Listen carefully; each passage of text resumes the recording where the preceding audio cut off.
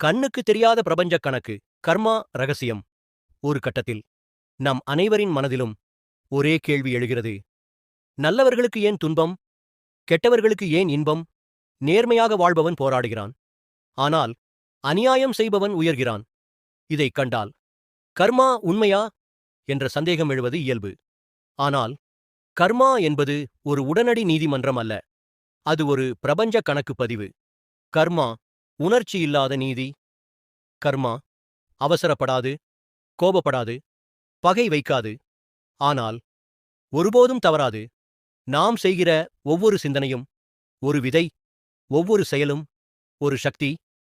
அந்த விதை உடனே முளைக்க வேண்டிய அவசியமில்லை. சில விதைகள் இந்த பிறவியில் முளைக்கும், சில விதைகள் அடுத்த பிறவியில், சிலவை சந்ததிகளின் வாழ்க்கையிலும். அதனால்தான் சிலப்பதிகாரம் ஒரு வரியில் கர்மாவின் நித்தியத்தை சொல்கிறது. ஊழ்வினை உருத்து வந்து ஊட்டும். கர்மா தாமதிக்கலாம், ஆனால் துல்லியம் குலையாது. மகாபாரதம் எங்களுக்கு ஒரு பாடம் கற்பிக்கிறது.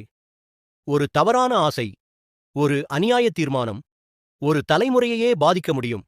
சத்தியவதி செய்த தீர்மானத்தின் அதிர்வுகள் அவளின் வம்ச அழிவாக முடிந்தது. அதேபோல் இராமாயணம் சொல்கிறது, தசரதன் அறியாமல் செய்த ஒரு பாவம் புத்திர சோகமாக திரும்பி வந்தது. கர்மா தாமதமாக வந்தது, ஆனால் தவறாமல் வந்தது. கெட்டவன் ஏன் இன்பம் அனுபவிக்கிறான்? ஒரு தீயவன் இன்று வெற்றி பெறலாம், அதிகாரம் பெறலாம், செல்வம் சேர்க்கலாம். ஆனால் உண்மையில் என்ன நடக்கிறது? அவன் தனக்கான எதிர்கால துன்பத்தை சேர்த்துக் கொண்டிருக்கிறான். இன்று கிடைக்கும் அநியாய இன்பம் நாளைய கடனாக மாறுகிறது. நல்லவன் ஏன் துன்பப்படுகிறான்? ஒரு நல்லவன் துன்பப்படும்போது அவன் தோற்கவில்லை. அவன் பழைய கர்ம கணக்கை முடித்து வருகிறான். அவன் சுத்திகரிக்கப்படுகிறான்.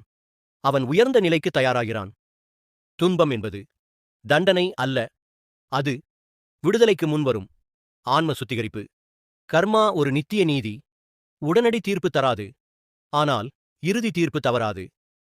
நல்லது ஒருபோதும் வீணாகாது, கெட்டது ஒருபோதும் தப்பாது. அதனால் நல்லதை செய்யுங்கள். அதன் பலனை பற்றி கவலைப்படாதீர்கள். ஏனெனில் பிரபஞ்சத்தின் கணக்கு மிகத் துல்லியமானது.